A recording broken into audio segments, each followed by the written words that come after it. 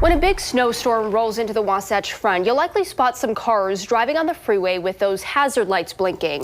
Well, for most drivers, it's all about increasing their visibility. But in tonight's Consumer File, Debbie Dujanovic tells us why some experts warn those blinkers could add confusion to an already bad situation. Driving instructor Joshua John sees it all the time. Hazard lights blinking during a bad storm. And we're really quick to point out, don't do that. Wait a second, wouldn't using our hazard lights make us more visible? Not necessarily, says Johns. They can often drown out brake lights. In many cars, the hazards will disable turn signals. It makes it harder for drivers to anticipate your next move. The person turning or changing lanes or getting off the freeway is not indicating that to people.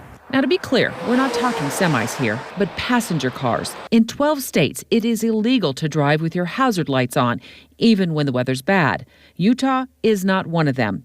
Basically, Utah law says we can use our flashers to warn other drivers to be extra careful when approaching or passing a traffic hazard, like a stranded vehicle. And the Highway Patrol told us troopers will not go after drivers for using their hazards. Still, experts warn hazards might indicate you are stopped or driving very slowly when you're really not.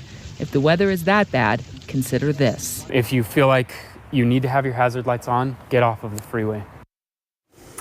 Good advice. Simply using your regular headlights is enough to ensure other drivers can spot you. So we decided to have a little fun with this on Facebook.